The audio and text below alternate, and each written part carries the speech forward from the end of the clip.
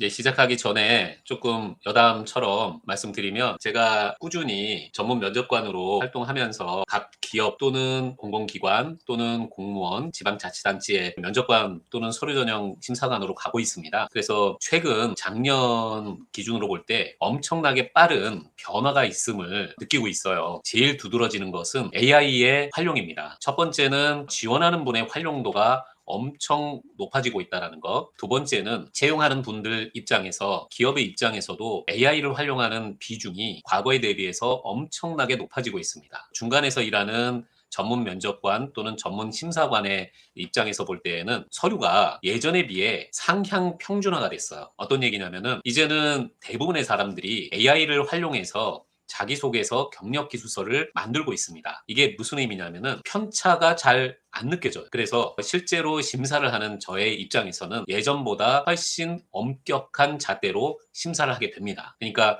그런 측면에서는 이제 이직하시려는 분, 그리고 특히 이제 한 직장에서 오래 계시다가 이제 이직을 해볼까 고민하시는 분, 그런 분들과 또 아직 입직하지 않고 그 현재 재학 중이거나 졸업하기 전에 취업을 준비하시는 분, 뭐 이런 분들은 사실은 제대로 준비한 분들의 경쟁에서 밀릴 수밖에 없는 구조이더라고요. 그래서 그런 면들을 고려할 때, 이 경쟁에서 이기려면 어떤 부분이 필요한가, 그리고 AI를 활용했을 때 어떻게 하는 게 효율적으로 활용할 수 있는가, 뭐 이런 부분들을 오늘 집중적으로 얘기를 하려고 합니다. 이 부분이 아직은 우리나라에서는 좀 체계화가 안 됐고, 저도 계속 이 부분에 대해서 관심을 갖고 계속 연구하는 과정이기 때문에 오늘 여러분들하고 같이 나눌 얘기들이 완성된 얘기가 아니라 계속 업데이트돼. 예를 들어 AI의 기술이 업데이트 되는 것처럼 우리 그 준비하는 과정도 업데이트 되어야 할 그런 내용들이기는 합니다. 오늘의 주제는 경력 기술서 작성법, AI를 활용하지 않으면 뒤처진다. 부제로는 AI와 협업하는 사람을 증명하는 커리어 브랜드 설계법입니다. 자,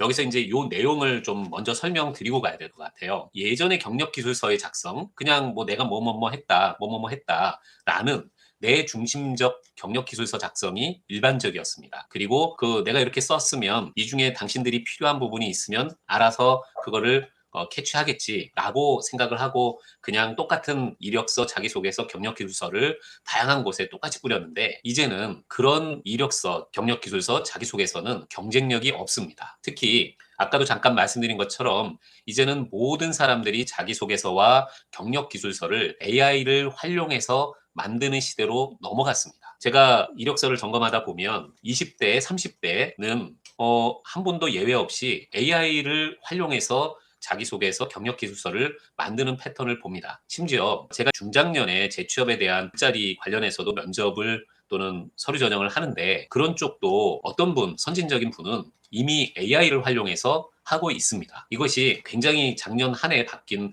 빠른 트렌드의 변화이고 또 하나는 직무기술서이던 아니면 회사에 대한 이해이던 확인을 AI를 통해서 확인을 해서 하는 것이 훨씬 효과적인 것이 분명해졌습니다. 그런 측면에서 오늘 얘기를 드릴 거고 그리고 이 AI와 협업한다의 의미는 과거는 내가 AI를 쓸 수 있어 라고 하면 그런데 대단한데 이런 표현을 했지만 지금은 할 수 있다라는 것은 누구나 다 할 수 있는 얘기고 AI를 활용해서 내 직무에 어떤 도움을 받아서 어떤 성과를 냈어 라는 구체적 과정을 요구하는 시대로 넘어가고 있습니다. 그리고 또 하나는 과거에는 내가 회사에서 원하는 일들만 줄줄줄줄 그냥 따라서 하면 그냥 무난하게 직장 생활을 하는 시대가 됐는데 이제는 이직이 자유롭고 한 직장에서 오래 있으면 이 사람은 능력이 없어서 거기에 오래 버티나? 라는 시대로 바뀌고 있습니다. 그래서 회사에 맞춰서 내가 경력을 쌓는 것이 아니라 거꾸로 나의 커리어 브랜드를 세팅하고 만들기 위해서 더 완성도를 높이기 위해서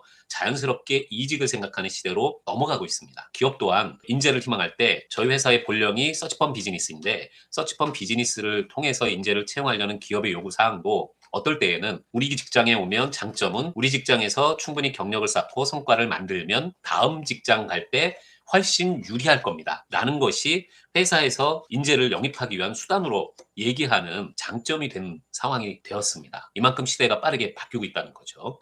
자, 이제 서로는 그만하고 본격적으로 진행을 해보겠습니다. 저에 대해 잠깐 간략하게 말씀드리면 저는 지금 한 24년 동안 헤드헌팅 회사를 운영하고 있습니다. 트루 HR이라는 회사를 운영하면서 300개 넘는 대기업, 중견기업, 벤처기업 등등 굉장히 다양한 기업들의 고급 인재, 경력자를 추천하는 서비스를 메인 비즈니스로 하고 있습니다. 그와 더불어서 제가 그동안 이 취업과 그리고 커리어와 관련한 전문성이 있기 때문에 예를 들어 NCS, 국가 직무 능력 표준화 부분에 경력 지도라는 부분, 그리고 기업 교육, 취업 알선 부분의 원형 개발이라고 맨 처음 NCS가 개발될 때 그 개발하는 개발위원으로도 참여를 했고, 기업 컨설팅도 하고, 그리고 면접관 양성을 위한 교육도 하고, 그리고 지금은 주로 공무원이나 지방자치단체, 공공기관의 전문 면접관으로도 많이 활동을 하고 있습니다. 이 경쟁 상황이 치열해지는 상황에서 점점 더 뽑는 입장에서는 고도화된 방법으로 인재를 선발하려고 하고 있고, 지원하는 분 입장에서는 어떻게든 합격하기 위해서 그 맞춤형으로 이력서를 최대한 만들려는 노력을 하고 있습니다. 마치 창과 방패의 싸움이 모순이라는 옛날 그 고사성어처럼 그 창과 방패의 싸움처럼 느껴지는 거죠. 오늘 강의는 어떤 분들에게 좋으냐면, 첫째는 이직이나 커리어 전환을 준비하는 경력자에게 좋습니다. 저희가 많은 그 이직을 준비하는 분들과 상담을 하고 코칭도 하는데 어떤 걸 느끼냐면은, 오히려 20대, 30대 분들은 그 트렌드에 민감하고 빠르게 적응하려는 노력이 있는데, 한 직장에 오래되신 분들, 특히 30대 중반 후반부터 40대 분들은 이 이직 커리어 전환을 준비하는 경력자임에도 불구하고 준비가 전혀 안 된 분들이 상당히 많습니다. 그리고 그렇게 해서 이직을 하려고 나오다 보면 서류 탈락이 반복적으로 되는 분들이 많습니다. 이것이 어떤 분은 내가 능력이 없어서, 내가 업무적 역량이 부족해서 계속 탈락하나 이렇게 생각하지만 아닙니다. 이 부분에는 서류 탈락이 반복적으로 되는 이유가 있습니다. 결론부터 말씀드리면 맞춤형으로 이력서, 자기소개서, 경력기술서를 만들지 않았기 때문입니다. 쓰는 분 입장에서는 나는 지금까지 이만큼의 일을 했기 때문에 이만큼의 일을 다 써야지 라고 하지만, 뽑는 분 입장에서는 보고 싶은 것만 봅니다. 이 사람이 우리 회사에 필요한 업무적 경험과 역량이 있는지, 그리고 문제 해결 능력이 있는지, 그리고 우리 조직과 잘 맞는지 보고 싶은 것만 봅니다. 그게 안 보이면 아무리 좋은 기업을 나왔고 아무리 성과가 좋아도 뽑지 않습니다. 이제는 그런 시대로 넘어갔습니다. 그리고 AI 시대의 채용 기준이 과거와 많이 달라졌습니다. 잘 아시다시피 AI를 통해서 이력서, 자기소개서, 경력기술서를 만들면 반드시 복사를 했는지 복제를 했는지에 대한 검증이 이제는 필수적으로 이루어지고 있는 시대입니다. 그리고 또 AI로 서류 전형을 하는 회사들도 많이 늘었습니다. 그래서 채용 기준 자체가 변화하고 있습니다. 그리고 AI 툴을 이용하는데도 결과물 퀄리티가 시원찮은 분들이 많습니다. 이 원인은 그냥 복붙, 그리고 AI가 써준 그대로 그냥 넣기 때문입니다. 이제는 그런 분들도 많이 없어졌고, AI도 과거에 대비해서 상당히 좋은 툴을 기술하는 능력을 갖고 있긴 하나, 여전히 한 번에 여러 이력서를 동시에 보는 전문 서류 전형 담당자 또는 AI 전문 면접관들이 볼 때에는 AI를 사용해서 단순히 복붙했구나, 단순한 내용을 적었구나가 보이게 됐습니다. 그래서 이 AI 툴을 어떻게 효과적으로 쓰는지 요거를 오늘 배워가시면 좋을 것 같습니다. 그리고 JD를 읽기는 읽었는데 경험을 어떻게 연관해서 해야 할지 잘 모르는 분들, 그리고 보통 그 이직을 할 때에는 한 개 회사에 지원하는 게 아니라 여러 개 회사에 지원하잖아요. 그럴 때 효과적으로 지원할 수 있는 방법이 있습니다. 그런 부분들을 오늘 강의를 통해서 말씀을 드리도록 하겠습니다. 이 강의를 통해서 한 3가지 정도의 결과를 가져가실 수 있는데, 첫째는 AI 시대 채용 기준을 이해하는 부분입니다. 이제는 기존의 평가 방식과 달라진 AI 필터링 제도가 있고 인사 평가 기준이 달라지고 있습니다. 그리고 JD 분석에서 조직 적합성, 채용 과정의 변화를 파악할 수 있습니다. 두 번째는 나의 경력 기술서의 구조를 완성하는 것입니다. 내 경력을 직무나 회사에 맞추어서 재구성하는 것이 꼭 필요합니다. 이거를 이제 커스터마이징이라고 하는데, 이 커스터마이징을 제대로 해야 그분들에게 제대로 된 나의 경력을, 나의 강점을 보여줄 수 있습니다. 그게 보여져야만 그분들이 서류 전형을 통과시키고 그걸 기반으로 해서 면접 때 기재된 내용 중심으로 질의응답을 해서 합격 가능성 여부를 탐색하게 되는 거죠. 또 하나는 AI 툴을 어떻게 활용할지, 구체적인 내용은 어떤 내용으로 질문할지, 이런 것들을 사례 분석을 통해서 잘된 사례, 못된 사례를 한번 볼 생각입니다. 자, 그래서 결론적으로는 서류 전형의 합격 가능성, 그리고 그걸 기반으로 한 면접 합격 가능성을 높이는 것이 오늘의 최종적인 목표입니다. 그래서 잘못된 사례와 성공 사례를 한 번 더 비교해 볼 거고, 제출하기 전에 체크리스트 어떤 것이 있는지 그런 것들을 확인해 볼 것입니다. 그리고 한 개의 경력으로 여러 회사 대응할 수 있는 경력 기술서를 만들 수 있도록 그 팁도 드릴 예정입니다. 그리고 AI 협업 능력을 효과적으로 표현하는 것. 자, 지금은 어느 시대로 넘어가고 있냐면 이제는 직무 기술서에 근거한 업무적 역량을 어떻게 AI와 협업해서 제대로 발휘하는가. 요거를 보고 싶어 하는 시대로 넘어가고 있습니다. 올해 제일 큰 화두가 AI 협업 능력입니다. 이따가 그 구체적인 사례도 보여드리도록 하겠습니다. 자, 전체적인 순서는 오프닝, 채용 기준이 바뀐 부분에 대해 살펴보고 첫 번째는 그 경력기술서 작성하기 전에 준비해야 할 AI를 활용한 직무와 회사에 대한 이해를 말씀드릴 것입니다. 그리고 맞춤형 경력 소개서를 만들 수 있는 직무에 적합하고 조직에 적합한 경력 기술서를 만들 수 있는 내용을 알려드릴 것입니다. 그리고 사례를 한번 분석을 해볼 겁니다. 그래서 실패하는 사례, 성공하는 사례를 각각 10가지씩 말씀드리겠습니다. 그리고 AI 협업 능력을 어떻게 표현하는지 이런 부분에 대해 말씀드리고 서류 합격의 노하우를 최종적으로 정리해서 말씀드리도록 하겠습니다. 기존의 평가는 이력서, 자기소개서, 경력기술서에 이런 식으로 기재가 되면 회사명, 직급, 기간, 그리고 직무와 경력, 보이스키나 툴을 기재하면 그걸 보고 이분 대기업에 재직했네? 그리고 직급이 부장이었네. 기간도 오래 있었네. 그러면 일단 통과. 직무는 우리가 해당하는 직무를 어느 정도 해본 것 같네. 경력도 뭐 무난하네. 근데 여기 가려져 있지만 성과도 무난한 것 같으네. 그래서 통과. 이때의 평가 방식은 정량적 평가입니다. 업무를 수행하기 위한 지식이 어느 정도나 있나. 그리고 숙련도는 어느 정도인가. 특히 성과는 어떤가. 근데 여기에 숨겨진 비밀이 있습니다. 예를 들어 대기업, 더 구체적으로 삼성에서 일한 분이 갖고 있는 지식 수준과 업무의 내용, 그리고 숙련도와 그리고 그분이 갖고 있는 성과, 이거는 개인의 노력에 의해서 구축된 거라기보다는 조직의 힘이 강합니다. 그래서 이분은 비슷한 회사를 가거나 아니면 체계가 잡힌 회사에는 잘 맞겠지만 벤처나 중견기업에 가면 오히려 안 맞을 수도 있습니다. 과거에는 이분이 대기업 출신, 그러니 체계적으로 일하고 성과도 뛰어나고 뛰어난 인재이겠지라고 그것만 믿고 뽑았던 시절이 있습니다. 그런데 지금은 오히려 그것이 현재 뽑으려는 조직에 독이 되거나 불필요한 요소가 된다는 것을 다 알게 되었습니다. 왜냐? 조직 구조, 조직의 규모, 그리고 일하는 방식, 업무의 범위와 내용 이런 것들이 다 다르기 때문에 우리에게 맞지 않는 큰 그릇에서 일하는 분은 우리 조직에는 안 맞을 수도 있습니다. 예를 들어 큰 조직에서는 업무 단위가 세분화되어서 내가 담당하고 있는 업무가 굉장히 전문적이고 숙련도를 요하는 일일 수 있습니다. 근데 이분이 작은 기업, 대기업에서 10명이 하던 일을 그 기업에서는 한두 명이 하는 그런 기업으로 가면 이분이 안 했던 일도 있을 수도 있습니다. 전문성은 있으나 깊이는 있으나 두루두루 안 했다라는 문제가 생길 수 있습니다. 또 일하는 방식도 체계적이고 합리적인 조직에서 일하다가 그렇지 않고 닥치면 어떤 일이라도 하는 그런 조직으로 가서 그 조직에서 그 과거의 방식과 일을 하려고 한다면 사실은 일의 그 성격, 조직 문화가 안 맞는 오류가 생길 수도 있습니다. 그래서 과거에는 이 정량적 평가로만 사람을 뽑았지만 거기서 오는 문제점 때문에 이제는 바뀌고 있습니다. 어떻게 바뀌냐? AI 시대에는 문제에 대한 정의를 제대로 내리고 목표를 제대로 설정하고 일을 했는가? 의사결정의 판단 기준과 근거는 어떤 것인가? 그리고 협업, 조율, 리스크 관리는 제대로 했는가? 최근에는 AI를 활용해서 그것을 제대로 업무에 반영해서 그 반영한 내용을 검증한 내용이 있는가 이런 식으로 바뀌었습니다. 사실은 면접이나 자기소개서나 경력기술서를 점검할 때 면접관들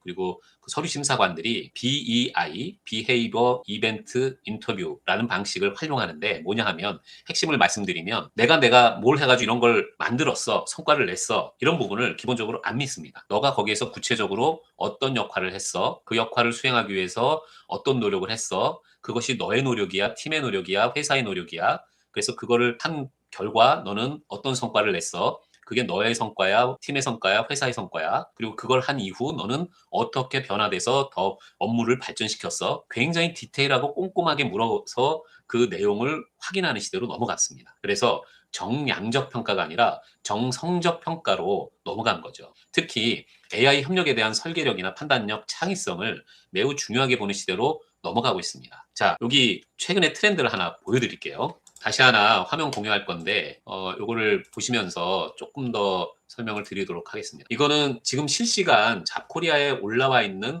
삼성중공업의 경력사원을 뽑는 겁니다. 뭐냐 하면 AI의 AX 전략 기획을 수립할 분을 뽑는 건데 어떤 거냐면 간략하게 말씀드리면 모든 직무에 AI 기반 업무 자동화, 지능화를 추진하고 전략을 수립하고 문제를 발굴하고 정의를 할 이런 것을 설계할 분을 찾는 겁니다. 이 얘기는 뭐냐 하면 앞으로 모든 직무는 AI와 협력을 해서 일하는 시대로 넘어갔고 이런 것들이 올해 빠르게 구축이 되면 모든 직무에 AI 기반 업무 자동화나 업무 효율화에 대한 기본 룰이 세팅이 되면 그 이후의 단계에는 이거를 할 수 있는 사람을 뽑는다는 거죠. 이게 제가 샘플로 이것만 보여드렸지 삼성중공업, 중견기업, 소기업, 특히 IT와 관련한 다양한 기업들에게는 이제 이러한 직무 능력이 필수로 넘어가고 있고 제가 잡코리아에서 AI 활용 관련해서 뽑는 포지션을 검색을 해보면 몇천 개의 포지션이 나옵니다. 그리고 직접적으로 이런 활용에 대한 내용을 면접이나 직무기술서에 반영해서 그런 분들을 뽑겠다는 것도 챗GPT나 이런 AI를 통해서 물어보면 400개 이상 지금 공지되고 있다라고 나오고 있고요. 이제 이런 시대로 넘어가고 있다는 거죠. 우선은 AI와 자동화가 1차 선별을 하는 채용의 시대로 바뀌고 있습니다. 왜냐하면 사실은 요즘에 이직을 하시기 위해서 지원을 해본 분은 느끼시겠지만 채용이 많지 않은 시대여서 좋은 채용, 좋은 직무에는 어디나 수십 대 1의 경쟁이 있는 경우가 많습니다. 그래서 뽑으려는 분들 입장에서는 이 변별하기가 예전보다 쉽지 않아지는 시대로 넘어갔습니다. 일일이 다 읽어볼 수도 없고 그러기엔 시간도 많이 걸리고 변별이 잘 안 되는 그리고 주관적 편견이 개입되는 경우도 있고 그래서 이제는 기업 규모들이 맞습니다. 총무도 몇십 대 1입니다. 특히 일반 직무인 경우 여기서 일반 직무라고 얘기하는 거는 전문성 기반의 일이 아니라 일반적으로 어느 회사에나 다 있는 인사총무, 재무, 회계, 법무 등등 지원하는 부서들을 얘기하는데 이런 부서들도 사실은 기업마다 뽑는 확률도 적고 업무 내용도 비슷비슷하지만 뽑을 분 지원도 엄청 많이 몰리고 있어서 사실은 경쟁이 점점 치열한 시대로 가고 있습니다. 그래서 기업들도 시간을 누수를 막기 위해서 AI를 통해서 자동 선별을 하는 시대로 넘어갔습니다. 그래서 AI에 기반을 해서 이력서, 자기소개서, 경력증명서, 경력기술서 뭐 이런 여러 가지 자료, 특히 인적성 검사까지 포함해가지고 거기에서 회사가 필요로 하는 요소를 갖추고 있는가를 자동 검색하고 그리고 회사의 인재상이나 가치관까지 포함한 조직적 합성까지 어느 정도 맞는 사람만 추리는 시대로 넘어갔습니다. 자, 그러면 이제 첫 번째 관문은 그 AI가 검증하는 이 검증선을 넘어야 하는 시대로 바뀐 거죠. 그래서 그들이 원하는 이야기를 AI가 원하는 이야기를 써줘야 합니다. 그게 이제 지금 어려워지는 요소가 됐죠. 그리고 아까도 잠깐 얘기 드린 것처럼 지금은 성과보다 판단 과정, 일하는 과정을 중요하게 생각하는 시대로 이제 또 넘어가고 있습니다. 그래서 실제 사례로 저희 고객사 중에 어떤 회사는 꼭 성공한 사람만 추천하지 마라. 실패한 경험도 소중한 경험이니까 실패한 경험이 있지만 그 실패를 기반으로 해서 더 성장한 경험을 갖고 있는 분들도 이력서를 받겠다. 이력서를 받을 때 그런 부분도 써달라고 요청을 해달라. 저희에게 요청하는 고객사들도 있습니다. 왜냐? 성공을 했다, 성과를 냈다도 중요하지만 그 실패를 통해서 아, 이렇게 했더니 실패하는구나. 그러면 그렇게 하지 않고 다른 방향으로 가야겠구나. 이런 것들을 습득하고 그 이후에 그걸 실천해서 그 실패를 반복하지 않은 사람들이 있기 때문인 거죠. 회사는 성공을 하는 것도 중요하지만 실패를 피하는 것도 굉장히 중요한 일인 것입니다. 또 하나, 더 중요하게는 AI와의 협업 역량이 기본 교양으로 넘어가는 시대로 바뀐 것입니다. 이제 올해 1, 4분기, 길게는 2, 4분기를 통해서 모든 직무를 어떻게 하면 AI랑 협업할 수 있는 시대로 만들까를 기업들이 고민할 거고 그 고민하는 흔적을 기반으로 채용 때 당신 직무를 할 때 AI를 어떻게 활용해서 어떤 결과를 만들어냈어를 묻는 시대로 넘어갈 겁니다. 그래서 제가 그러한 시대의 변화를 각종 연구서 그리고 시대에 대한 전망 그리고 제가 바라보는 변화의 모습들을 기반으로 말씀드리려고 오늘 이 자리를 만드는 거죠. 한마디로 얘기 드리면 AI 시대의 경력 기술서는 얼마나 했나 설명하는 게 아니라 AI와 함께 어떤 판단을 할 수 있는 사람인가 그거를 증명하는 문서인 거죠. 그 증명을 하는 것은 어떻게 보면 심플합니다. 공식처럼 심플합니다. 간략하게 얘기 드리면 결론부터 얘기 드리면 스타 방식으로 기재하시면 됩니다. 스타 방식, 시츄에이션. 내가 나에게 그 어떤 상황이 주어져서 태스크, 거기에 상황에서 주어진 나의 과제는 어떤 것이고 A, 액션. 그 액션 문제를 해결하기 위한 나의 행동 조치는 AI와 함께 어떤 형태로 그 문제를 풀기 위한 과정을 겪었고 R, 리졸트. 그 결과 어떤 결과를 얻었다. 그게 성공이면 그 성공에 대한 수치와 구체적인 지표를 얘기를 하시면 되고 그게 성공이 아니라 경험과 실패이다라면 그 경험 또는 그 실패를 통해서 어떤 부분을 학습해서 나중에 어떻게 이후에 변화됐다를 쓰는 것이 이 AI와 함께 어떤 판단을 할 수 있는 사람인가를 증명하는 가장 심플한 방법인 것입니다. 자, 이제 본격적으로 조금 내용을 깊게 해서 들어갈 건데 경력기술서 작성하기 전에 AI를 활용해서 직무와 회사를 이해할 수 있는 방법이 있습니다. 보통 그동안 JD를 파악할 때 이 직무는 이러이러한 일을 하는구나 라고 생각하고 내가 이것도 해봤어.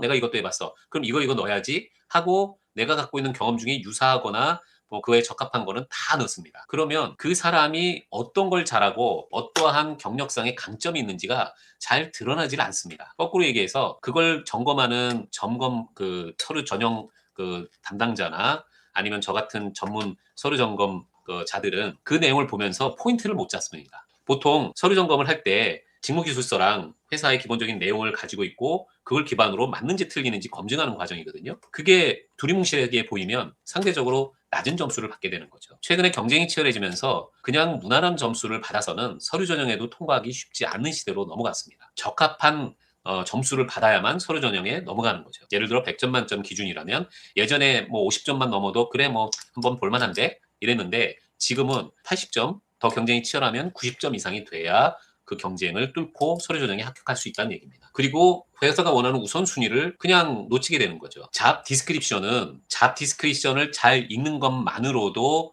합격할 수 있는 중요한 단서들을 찾아낼 수 있습니다. 잡 디스크립션은 그냥 써진 것이 아니라 우리가 어떤 직무를 수행해 우리 팀이 하는 직무는 이런 거야. 그리고 요번에 뽑을 대리급 또는 과장급의 경력자에게는 이러한 실무를 맡기려고 해 라는 구체적인 지침입니다. 보통 맨 위에 있는 직무기술서의 직무 내용 중에 우리는 이러이러한 일을 해 라고 기술하는 맨 위에 있는 일이 그 팀에서 가장 중요하게 하는 전체 팀의 업무입니다. 직급에 따라서 그 다음 줄에 실무 우리는 어떤 일을 해 그걸 수행할 사람을 뽑는 것 또는 직급이 높으면 그 전체를 다 총괄해서 할 수 있는 사람을 뽑는 것 이런 형태로 잡 디스크립션만 잘 분석을 해도 내가 이력서 경력기술서에 어떤 걸 구체적으로 써야 할지를 파악할 수 있습니다. 근데 사람들은 그냥 잡 디스크립션에 이 회사에서 이러이러한 일을 해? 그리고 일에 필요한 기술이나 툴은 이러이러한 거야? 나 이것도 해봤고 저것도 해봤어. 근데 그중에 핵심 업무가 있고 부가 업무가 있거든요. 그 핵심 업무가 무엇인가를 찾고 그에 맞는 것을 써주는 것이 합격할 수 있는 지름길인 거죠. 그래서 JD를 성공 조건으로 읽을 수 있는 안목이 필요합니다. 이 직무의 미션은 뭔가, 뭘 하기 위해서 있는가, 그리고 이 직무를 달성하면 어떠한 성과 지표, 흔히 말하는 KPI는 무엇인가, 어떤 걸로 이 평가를 받는 직무인가, 그리고 이 직무를 수행하다가 실패하면 어떤 게 문제가 생기는가, 이 세 가지를 제대로 파악하고 이에 맞는 얘기를 써줘야 합니다. 그래서 쉽게 얘기하면 이 직무에서 잘했다는 말을 쓰는 순간은 언제인가, 그리고 의사결정의 어려운 포인트는 무엇인가, 협업 상대는 누구이고 충돌 지점은 무엇인가, 뭐 이런 것들을 파악하는 게 중요한데 그것을 파악을 하기가 쉽지 않다면 이 잡의 이 직무의 미션과 성과 지표와 리스크는 무엇인가를 파악하고 그에 맞는 답을 써주는 것, 요거 정도에도 크게 문제가 없을 수 있습니다. 또 하나, 이제 AI로 핵심 직무 요소를 파악하는 방법을 얘기 드리겠습니다. 뭐냐 하면 AI로 직무 기술서를 분석해서 핵심 직무를 파악하는 5가지 중에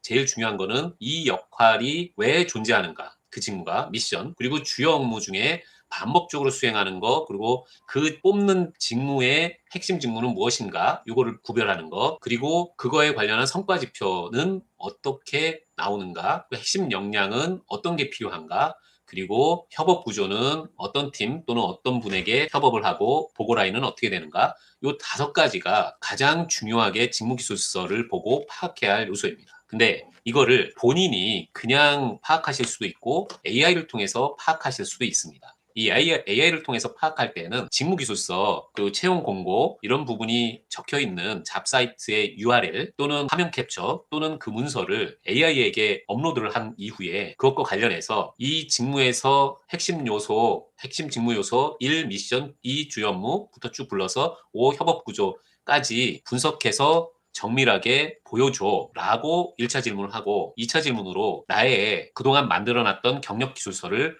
올려놓고 이것과 관련해서 두 가지의 적합 요소를 매핑해줘 라고 물으면 됩니다. 이거는 가장 단순한 질문인데 이렇게 해도 어느 정도 답이 나오지만 제가 나중에 오늘 강의가 끝나고 제공드릴 프롬프트, 좀 더 정교화된 프롬프트를 활용하시면 훨씬 높은 수준의 답변을 받을 수 있습니다. 여기는 이제 이 정도 설명드리고 직무와 경험을 매핑하는 프레임입니다. 뭐냐 하면 직무 요소에 미션, 주요 업무, 성과 집계, 핵심 역량, 협업 구조가 있다면 그 내용이 어떤 건지를 기재를 해보고 그 업무적 경험과 업무적 역량에 어떤 부분이 그것에 부합하는 부분인지를 쓰고 그리고 그때 내가 핵심적으로 행동하고 기여했던 것은 무엇인지 쓰고 그리고 그것의 성과나 그렇게 했던 근거는 무엇인지를 쓰는 간단하게 정리하는 요것만으로도 충분히 직무와 경험을 매핑하는 내용을 만들어낼 수 있습니다. 그래서 이 내용을 채워보고 빈칸이 많으면 보강해야 할 약점입니다. 빈칸이 적으면 나의 핵심 강점이 됩니다.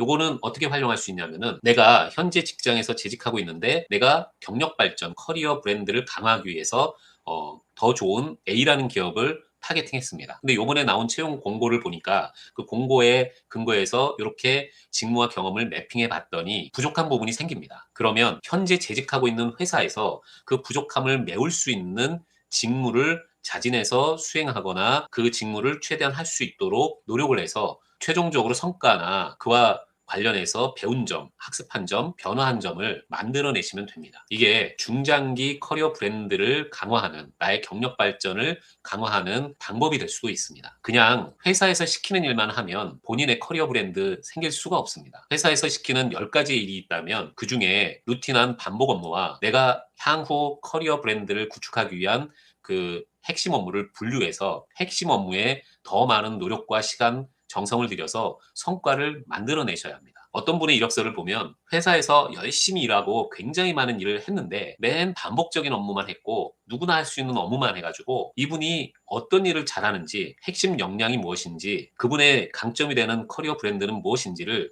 볼 수 없는 분들이 엄청나게 많습니다. 이런 분들은 이직하기가 쉽지 않은 시대로 넘어가고 있습니다. 왜? 그런 반복적인 업무는 앞으로 AI를 통해서 구조화되고 고도화되어서 AI랑 협업하는 사람에게 넘길 것이기 때문에 회사를 이해할 때 AI로 읽어야 할 포인트가 있습니다. 흔히 말하는 홈페이지에서 고객이 누구고 가치를 어떤 것을 생각하고 있고 인재상은 무엇이고 핵심 제품이나 서비스는 무엇인지 이건 기본으로 파악을 해야 되죠. 그리고 상장을 했거나 상장 준비 중인 회사이면 IR과 공시에 어떤 내용이 있는지 그리고 그 회사에서 어떤 면에 중점적으로 우수한 점이 있는지를 파악해야 하고 기사나 리뷰도 최근의 이슈나 시장의 반응은 어떤지를 보시는 게 필요하고 채용 공고에 어떠한 채용 공고 내가 연계되지 않은 거라도 거기에서 계속 뽑는 포지션은 어떤 건지 그리고 중요하게 생각하고 뽑는 거는 어떤 건지 내가 지원하지 않은 직무라고 해도 채용 공고가 어떤 부분이 꾸준히 올라오는지를 보셔야 합니다. 여기 쓰지 않은 부분도 있습니다. 감추어진. 또 하나 회사를 이해하기 위해서 최근에 중요하게 보는 곳이 회사의 평판에 대한 재직자, 퇴직자들의 평판 사이트입니다. 근데 이 평판 사이트를 볼 때에는 주의하실 점이 있습니다. 그 평판 사이트에 글을 남긴 분들은 대부분 회사에 불만족스럽거나 회사를 불명예스럽게 퇴사를 한 분이라는 특징을 갖고 있다는 것을 감안해야 합니다. 왜냐? 회사에 만족하고 거기에서 성과를 내고 거기에서 커리어 발전을 이루고 있는 분들은 그 회사를 평가하는 사이트에 결코 글을 안 올립니다. 항상 뭔가 불만에 있고 문제가 있고 얘기를 하고 싶은 분들이 있을 때 거기에 사이트에 올라가는 거죠. 그래서 아무리 좋은 회사라도 5점 그 만점 기준에 4점 넘는 회사가 많지 않은 이유가 그래서입니다. 그래서 그걸 감안하고 보셔야 합니다. 그게 진실이 아닐 수 있으니까요. 자료에서 뽑는 힌트 6개. 요거는 뭐 요즘 강조하는 KPI와 지표가 무엇인지, 최근 6개월 주요 이슈는 무엇인지, 그리고 핵심 고객과 사용자는 누구인지, 그리고 협업 구조는 어떻게 되어 있는지, 그리고 리스크나 컴플라이언스의 이슈는 뭐가 있는지, 그리고 팀이 쓰는 언어, 키워드. 요게 이제 중요한데, 요건 뭐냐 하면 팁을 드리면 직무 기술서, 잡 디스크립션 거기에 기재되어 있는 용어, 그 용어가 그 회사, 그 팀에서 늘상 쓰는 용어라고 생각하시면 됩니다. 그래서 경력기술서 자기소개서에 그 용어 그대로 쓰시는 게 제일 좋습니다. 왜냐? AI가 1차 서류 전형할 때 그 용어를 기준으로 유사어 또는 똑같은 용어를 얼마나 썼는지, 그 용어를 써서 어떻게 표현을 해서 어떤 성과를 냈는지를 보기 때문입니다. 요거는 조금 더 팁을 드리면 이 고객 가치 제한 인재상 이 부분에서도 똑같은 표현을 쓰시면 좋습니다. 예를 들어 그 회사가 갖고 있는 인재상이 창의, 혁신, 협력 뭐 이런 용어를 썼다면 내가 자기소개서나 경력기술서에도 똑같은 그 용어를 쓰시는 게 좋습니다. 그래서 맞춤형이 필요한 거죠. 조직이 원하는 사람의 유형을 나눌 수 있습니다. 크게 태도와 행동에 대한 유형으로 나누는데 열정형, 열정적으로 일하는 사람을 좋아하는 조직이 있습니다. 어떤 조직일까요? 예를 들어 IT 벤처 또는 신기술이 필요한 조직입니다. 열정을 갖고 뭔가 혁신적인 것을 만들기를 원하는 조직인 거죠. 제품의 구성이 그 회사에서 만드는 제품 또는 서비스 내용이 혁신 또는 변화 발전 이런 것들에 빠르게 반응해야 하는 상품을 출시하는 곳이라면 이런 열정형이 맞습니다.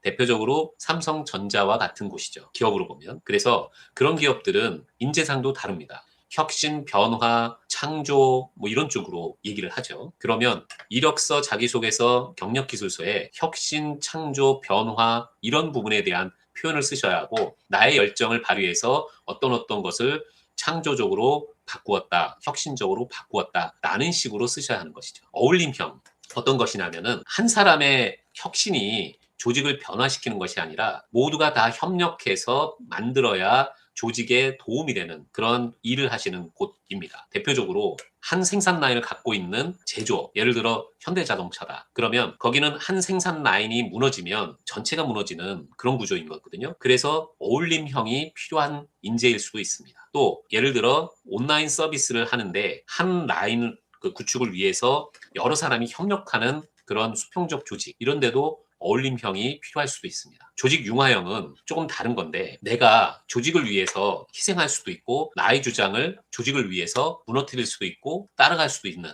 그런 것들을 요구하는 형태입니다. 대표적으로 예를 들어 건설, 기계, 제조 이런 쪽 업체는 조직 융화형 플러스 어울림형을 원할 수도 있죠. 또 다른 측면으로 보면 전문성과 지식 유형으로도 나눕니다. T형은 뭐냐면 특히 이제 R&D, 연구개발 뭐 이런 쪽 전문 깊이가 굉장히 깊고 폭넓은 교양을 요구하는 그런 업무를 하는 곳에는 그런 직무에는 T형을 요구할 수 있습니다. 예를 들어 조직도 R&D를 전문으로 하는 회사는 이런 T형 인재를 원할 수 있죠. 그리고 A형은 T형도 있지만 커뮤니케이션을 잘하는 예를 들어 요즘은 이제 웬만한 플랫폼 온라인 비즈니스가 A형이나 파이형 인재를 원하는데 A형은 전문 깊이를 갖고 있는 전문 지식도 있지만 커뮤니케이션도 원활한 요즘에는 전문 지식 기반의 일을 하는 개발자나 프로그래머들도 커뮤니케이션 역량을 반드시 봅니다. 왜냐? 이제는 혼자 일하는 그런 구조는 대부분 다 없어졌기 때문이죠. 파이형은 뭐냐면 요즘에는 한 사람을 뽑아서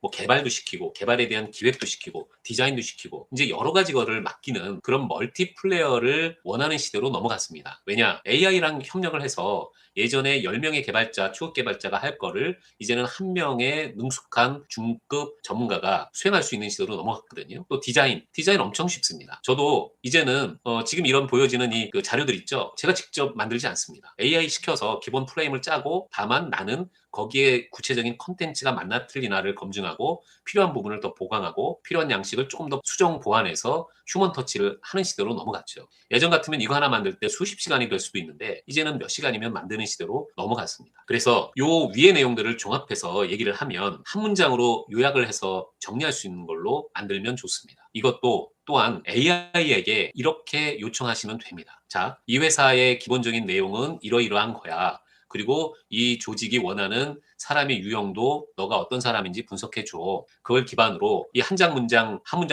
템플릿을 넣어서 이에 맞게 정리를 해줘. 라고 하면 정리를 해줍니다. 또는 본인이 직접 하셔도 되죠. 그래서 이 회사는 어떤 핵심 고객 사용자가 어떤 핵심 과제를 어떤 핵심 제품 서비스로 해결해서 어떠한 강조하는 KPI와 지표 달성을 위해서 어떻게 협업하고 의사결정을 해가지고 문제 해결 방식으로 진행해서 리스크 컴플라이언스 기준으로 판단하는 어떤 태도와 행동 유형을 가진 또 어떤 전문성 유형을 가진 인재를 원한다. 한 문장으로 정리할 수 있습니다. 예를 들어 이 회사는 B2B 고객의 운영 효율을 플랫폼 솔루션으로 개선해서 성과 지표를 달성하기 위해서 PM과 협업해서 데이터 기반을 실행하고 보안 규정 준수로 판단하는 조직 융화형이고 A형 인재를 원한다. 이런 식으로 정리를 내릴 수 있는 거죠. 이것 또한 AI를 활용하셔서 할 수 있습니다. 자, 이제는 요즘 화두가 되고 있는 컬처핏과 스킬핏을 얘기 드리겠습니다. 예전에는 스킬핏, 우리말로 하면 쉽게 얘기하면 직무 적합성입니다. 컬처핏, 우리말로 하면 조직 적합성입니다. 과거에는 스킬핏, 직무 적합성만을 주로 많이 봤는데 이제는 직무 적합성 플러스 조직 적합성을 보는 시대로 넘어갔습니다. 왜 그럴까요? 빠르게 얘기 드리면 직무 적합하다고 뽑았는데 조직에 안 맞고 팀에 안 맞습니다. 그럼 그런 분들은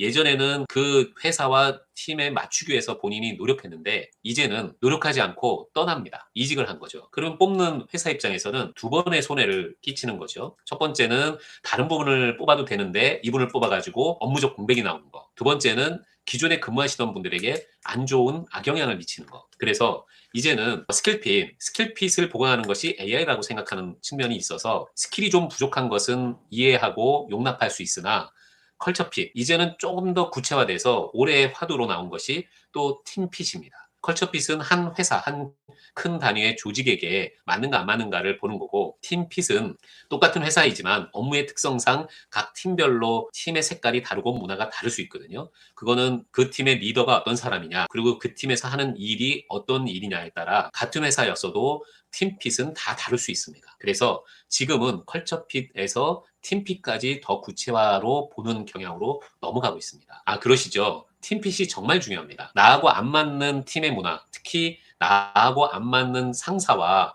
내가 일을 한다면 너무나 힘듭니다. 그럴 때에는 선택을 해야 합니다. 내가 그 조직에 맞출지. 근데 맞추어서 일을 하면 그것이 나의 경력 발전, 커리어 브랜드에 도움이 될지, 그렇지 않으면 빨리 이직을 할지 정해야 합니다. 근데 여기서 제한 조건이 있습니다. 이거는 헤드헌터의 관점에서 얘기 드리면 너무 잦은 이직은 안 좋습니다. 적어도 한 직장 내에서 2년 내지 3년을 버티시기 바랍니다. 그러면서 아까 말씀드린 루틴한 일상 업무, 반복적인 업무가 아니라 나의 경력 발전에 도움이 되는 핵심 업무, 나의 커리어 브랜드에 도움이 되는 핵심 업무를 최소한 몇 번 수행해서 성과까지 꼭 만드셔야 합니다. 그래야 이직할 때 본인이 원하는 곳으로 갈 수 있는 구조를 만들 수 있습니다.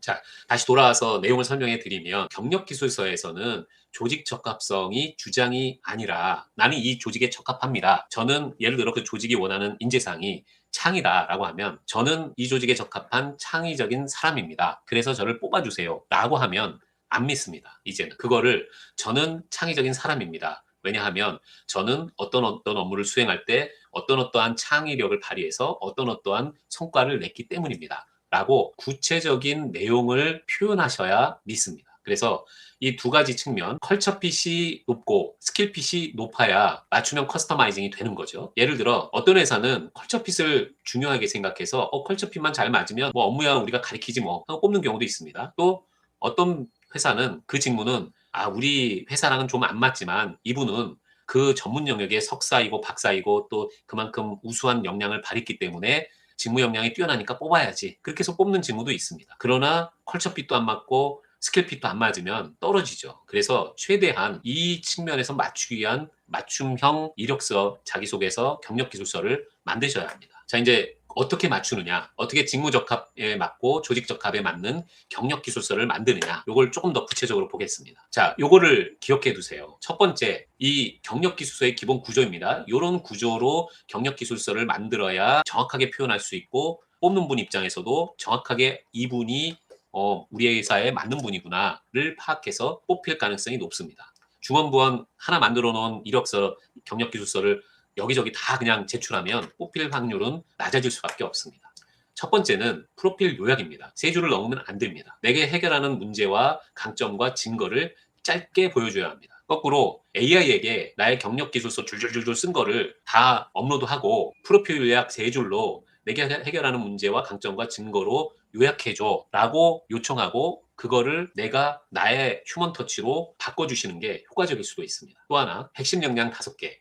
JD, 잡 디스크립션의 키워드들을 쭉 이제 AI에게 업로드를 하면 그럴 필요도 없이 AI에게 잡 디스크립션 URL을 넣은 후에 내가 갖고 있는 업무적인 역량 어떤 거랑 매칭하는지 핵심 역량 5개로 정리해서 적어줘. 이렇게 해도 됩니다. 또 하나, 경력 요약.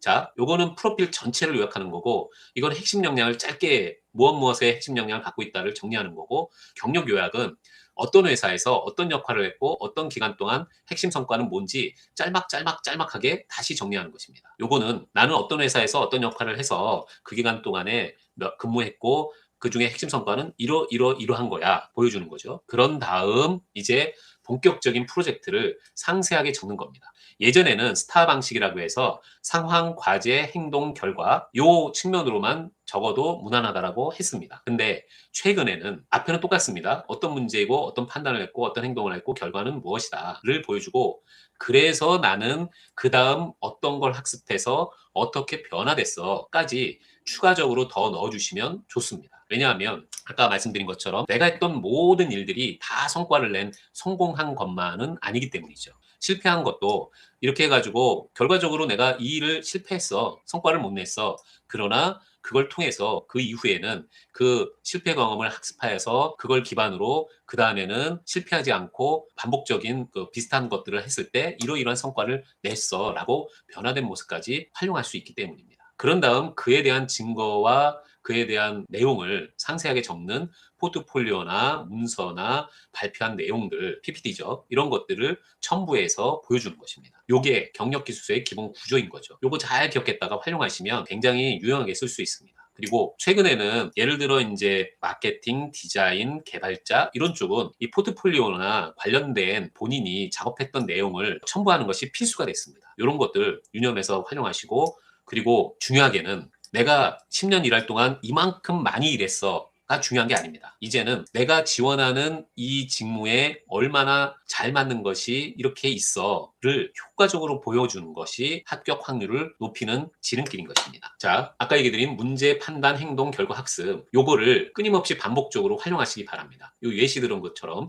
어떤 지표가 하락하는 문제를 발견했고 어떤 것으로 우선순위를 정해서 어떤 행동을 해서 그 결과 어떻게 향상한 이후 재발 방지율을 문서화했다. 뭐 이런 식으로 한 줄로 요약하는 것이 제일 편한 방법입니다. 그리고 추가로 얘기 드리면 AI 협업 포인트를 넣는 것은 판단 기준을 만들 때 AI랑 협업해서 대안을 만들었고 비교 기준을 수립했다. 근데 그 비교 기준이 AI랑 얘기한 그대로가 아니라 내가 생각할 때 맞는 기준으로 나의 근거를 기반으로 해서 만들었다. 이런 걸 쓰시면 되고 행동도 초안을 만들거나 자동화하거나 분석할 때 AI를 활용하는데 그거를 구체적으로 더 정밀하게 만드는 것은 내가 우리 상황, 우리 조직, 나의 업무에 맞게 커스터마이징 했다라는 것을 반드시 기재하셔야 합니다. 그리고 검증도 사실을 확인하거나 샘플 테스트하거나 보안을 체크할 때 AI랑 협업해서 했다를 보여주시면 좋고 AI 협업 내용은 AI랑 협업해서 이런 결과가 있었다가 아니라 AI랑 협업해서 내가 거기에 부족한 어떤 부분이 있다라고 판단하고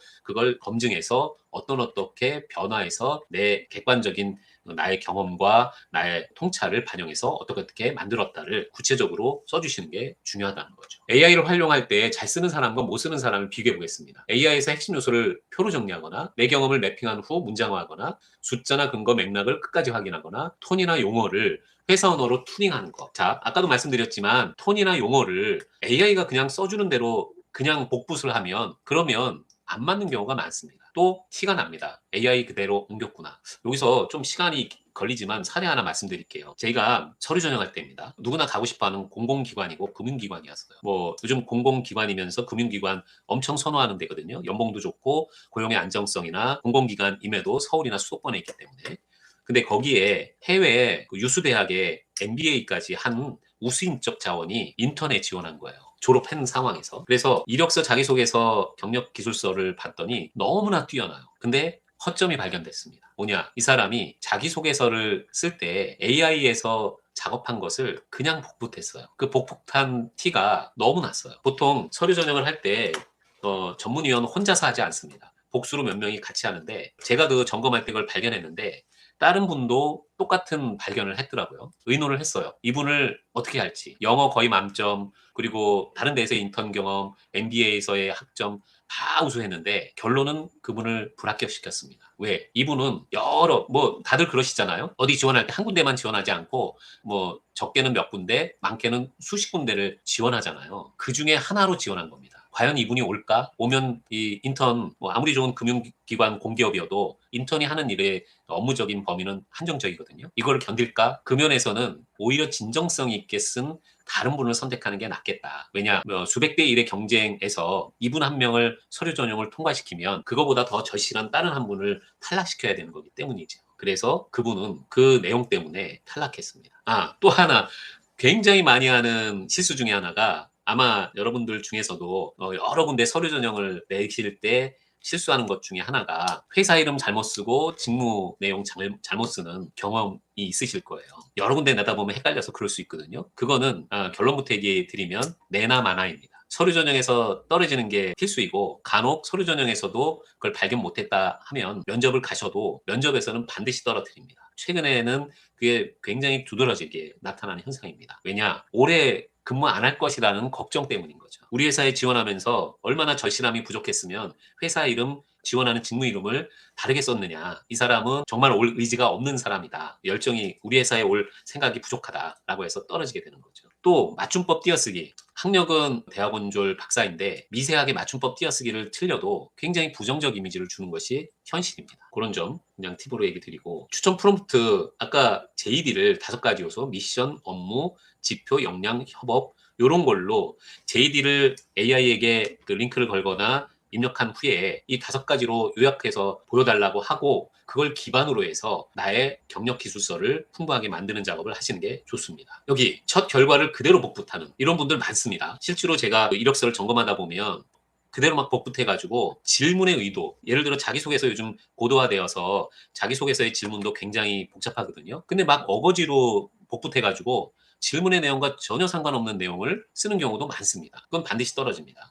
그리고 과장이나 허풍 또는 모호한 표현. 어떨 때는 AI가 의도적으로 과장되거나 허풍된 성과들을 막 만들어서 내가 넣지도 않은 거를 그거를 쓰는 경우도 있습니다. 이거 반드시 서류 전형 통과한다 하더라도 면접 전형에서 걸러집니다. 또 회사마다 같은 문장을 반복하는 경우도 있습니다. 이거 꼼꼼하게 안 보고 그냥 놔두면 이것도 AI가 검증할 때 걸러집니다. 특히 AI 티나는 말투, 과도한 미사오구, 그리고 아주 구조화된 완벽한 문장, 구사. 자, 사람들은 어떤 글을 적더라도 본인 특유의 어투가 있습니다. 근데 사람들만 그런 게 아니라 AI도 어투가 있습니다. 여기서 팁을 드리면 내가 평소에 잘 쓰는 어투를 넣거나 아니면 그것도 없다면 AI에게 내가 좋아하는 작가 또는 내가 좋아하는 문투를 몇 개 이렇게 작가를 지정하거나 그 문투를 얘기를 해줘서 그런 형태로 써달라고 요청을 하면 됩니다. 특히 요즘 나오는 것 중에 이 글을 잘 쓰는 것이 제미나이입니다. 제미나이에게는 반드시 문투에 대한 얘기도 써서 요청을 하시면 좋습니다. 조금 더 팁을 드리면 어떤 것까지 가능하냐면 예를 들어 내가 작가를 좋아한다. 그러면 뭐 이문열이라는 작가를 좋아한다. 그러면 이문열 작가의 말투 반, 그리고 예를 들어 조정래 작가의 문투 반, 뭐 이렇게 여러 사람의 문투를 섞어서 반반씩 섞어서 쓰는 문투로 만들어줘 라는 것도 가능합니다. 그래서 AI가 직접 출력한 초안의 그 내용을 그대로 쓰지 마시고 이렇게도 해보시고 저렇게도 해보시고 다양한 시도를 해서 본인이 검증할 때 제일 마음에 드는 내용으로 활용해가지고 쓰시길 바랍니다. 제일 수준 낮게 하는 것을 내 경력 이력서를 합격하게 써줘. 이렇게 하면 답도 성의 없는 답이 나옵니다. AI는 대피라는 것이 아니라 구조화하고 검증하고 튜닝하는 파트너라는 것을 꼭 생각하시길 바랍니다. 직무별 커스터마이징하는 전략이 3단계로 있습니다. 먼저 추출 단계이죠. JD와 회사 자료에서 핵심 요소 5가지를 추출하는 거, AI를 활용해서. 그 다음에 직무 요소와 내 경험, 이 내 경험은 내가 그동안 작성해놨던 이력서, 자기소개서, 경력기술서를 같이 넣어서 매핑하는 작업인 거죠. 그런 다음 튜닝을 반드시 하셔야 합니다. 키워드나 톤이나 성과지표를 회사 언어, 직무기술서나 회사 속에서 그 사람들의 가치관, 인재상 이런 것들을 반영해서 튜닝을 하셔야 합니다. 그래서 기존의 경력기술서를 갖고 있다면 이거는 20%면 바꿀 수 있습니다. 프로필 요약 3줄로 해달라. 프로젝트 2개의 핵심 내용을 이에 맞는 내용으로 뽑아달라. 그리고 거기에 키워드가 되는 10개를 뽑아달라 해서 이 3가지를 회사와 직무에 맞게 커스터마이징 하시면 됩니다. 기존의 경력 기술서를 활용하는 방법인 거죠. 아까 맨 처음에 얘기 드린 것처럼 동일 경력을 여기저기 똑같은 이력서로 뿌리면 그거는 내자마자 떨어지는 지름길입니다. 여기서 중요하게는 평가 기준이 다르기 때문에 강조점이 달라지는 것입니다. 다른 말로 맞춤형 이력서로 제출하셔야 된다는 거죠. 예를 들어 내가 똑같은 직무를 수행했다 하더라도 PM이나 PO, 개발자인데 이런 쪽으로 지원을 했다. 그러면 이와 맞는 내용으로 쓰셔야 합니다. 근데 개발자인데 데이터나 분석 직무를 했다 그러면 이에 맞는 거를 쓰셔야 합니다.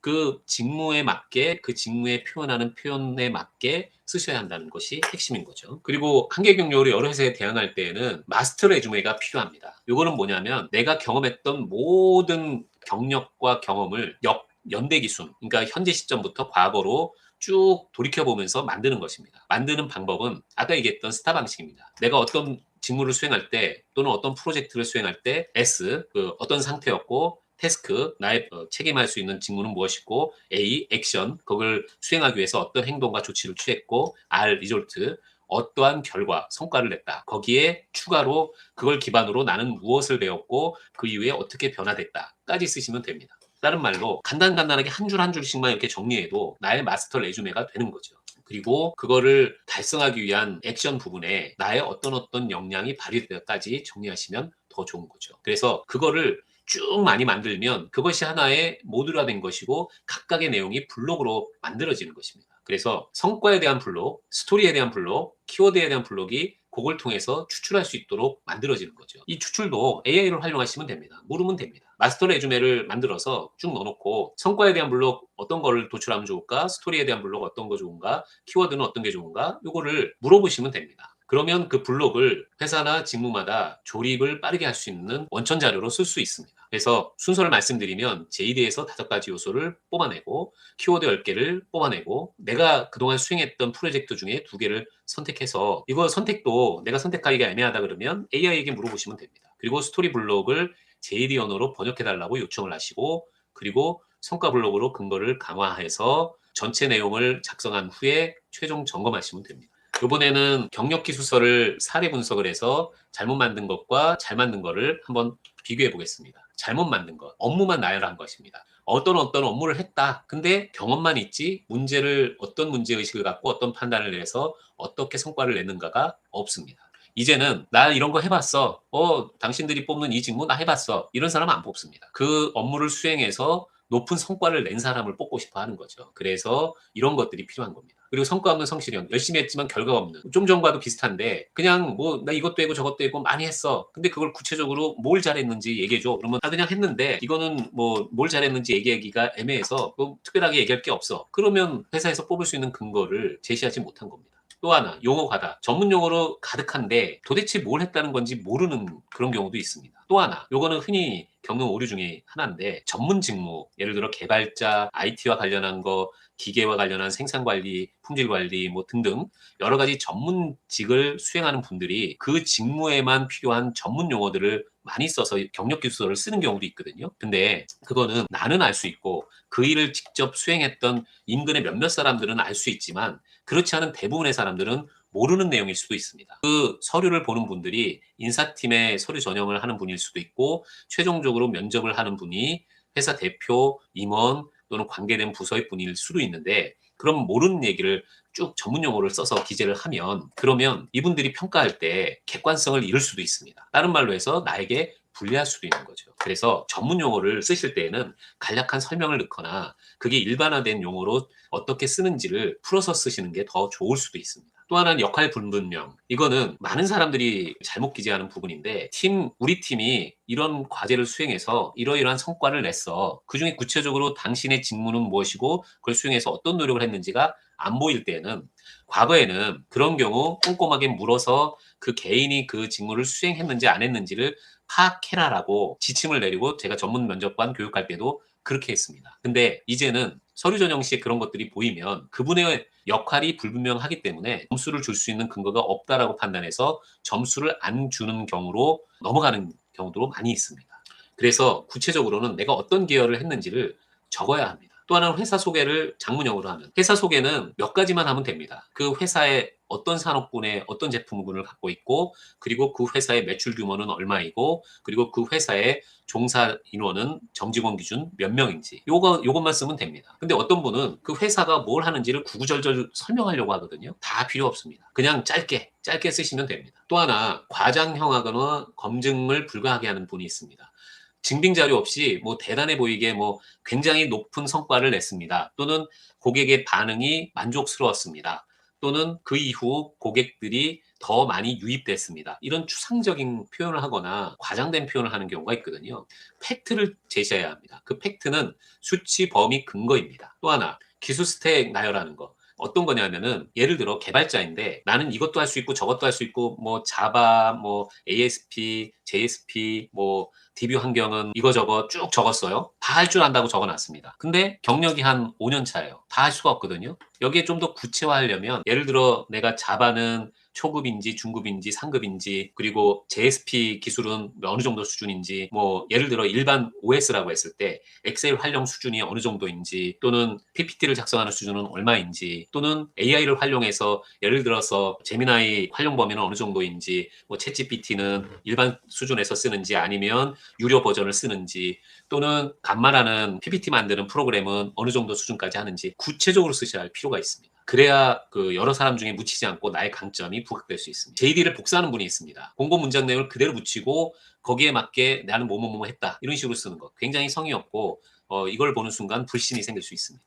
그리고 포맷을 막 어지럽게 하는 어떤 분은 강조하고 싶은 것을 뭐 밑줄을 치거나 뭐 다른 색깔로 하거나 아니면 화려하게 뭐 장식을 한다거나 이러는데 다 의미가 없습니다. 가장 심플하게 명조체 또는 고딕체로 뭐 예를 들어 11포인트로 그 행간격은 1이나 1.5로 해가지고 깔끔하게 보이는 것이 제일 좋습니다. 그리고 AI 티나는 문장 이거 많습니다. 과장된 미사오거나 추상어를 남발하거나 아니면 AI가 초급 작업한 걸 그대로 가져오는 그런 오류들을 갖게 되는 거죠.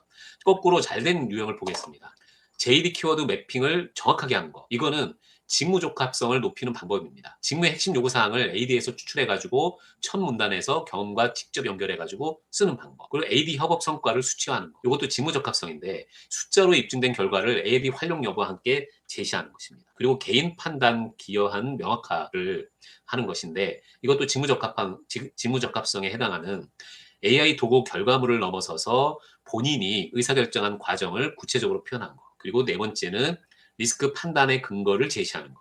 이것도 조직 적합성에 이거는 해당하는 건데 문제 해결할 때 고려하는 리스크 그리고 대안 판단 과정을 설명하는 것입니다. 요거는 조금 더 설명을 필요한데 뭐냐 하면 그 조직마다 어떤 것이 리스크인지 그리고 그 대안에 대한 판단을 어떻게 하는지 조직의 특성마다 다 다릅니다. 그 조직의 특성을 반영해서 쓴다는 얘기인 거죠. 그리고 팀의 협업이나 팀 업무의 조율을 하는 역량이 무엇인지를 기재하는 것인데 요거는 조직적 합성에 해당됩니다. 어떤 거냐면 이해 관계자랑 어떻게 협업을 했고 어떻게 조율했는지 그 과정에서 나는 어떠한 커뮤니케이션 역량을 발휘했는지 요것을 쓰는 것입니다.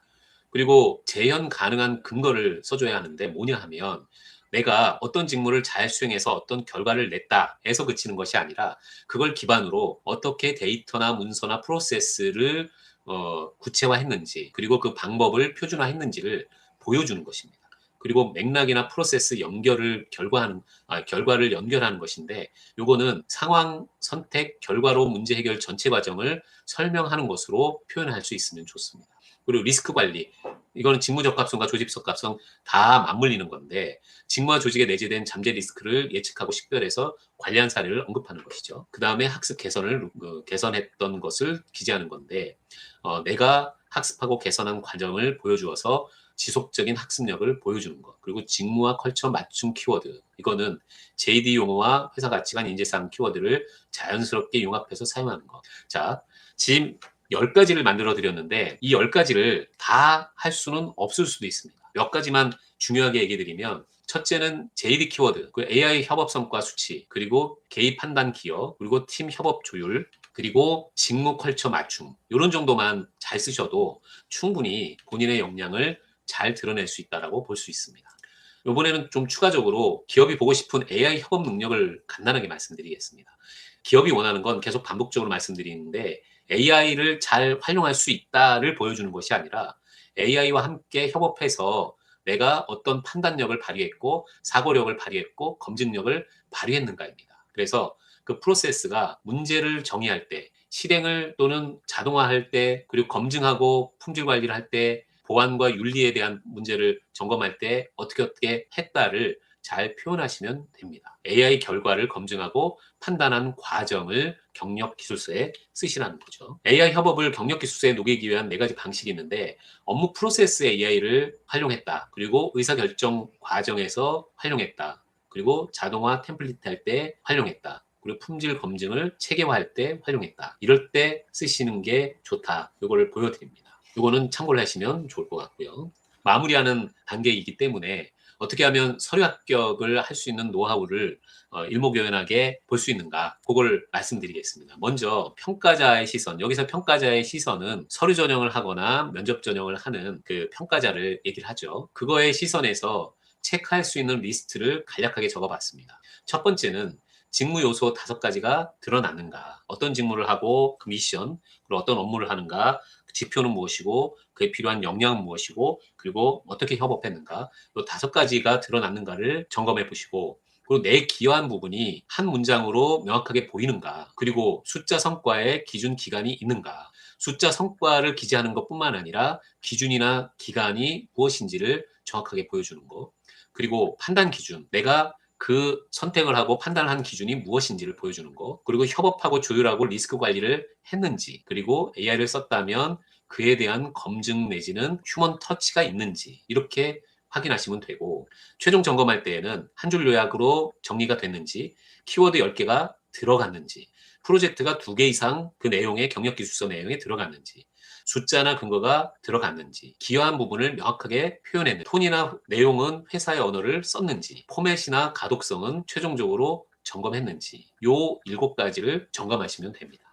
마지막으로 요거는 한번 해보시라고 제가 뭐 실전 액션 플랜이라고 적어놨는데, 우선 직무 적합성을 한번 점검해 보실 때는 JD를 먼저 한 개를 선택해서 AI로 분석해 보시기 바랍니다. 제가 조금 있다가 AI로 분석할 수 있는 정밀한 프롬프트를 하나 올려드릴 겁니다. 그거 활용하시면 되는데, 그거 활용하는 것도 쉽지 않을 수도 있으니 이 내용 중에 그 숙지하신 부분을 활용하셔도 됩니다. 그래서 5가지 요소, 요거를 직무기술서 내에서 추출해달라고 요청하시면 됩니다. 그리고 나의 경험에서 프로젝트 2개를 도출해서 이 직무기술서에 적합한 부분을 매핑해 보시는 겁니다. 그거 하고, 조직 적합성에 대한 부분은 이 해당 직무를 올린 회사의 기본 자료를 올린 다음에 AI로 분석해달라고 요청을 하는 겁니다. 아까 얘기 드린 그 기준에 의해서. 그리고 회사가 원하는 사람의 유형, 2가지 부분을 말씀드렸죠. 그 유형을 파악해 보시는 겁니다. 그리고 나서 마지막으로 AI 협업 능력을 한번 확인해 보시는 건데,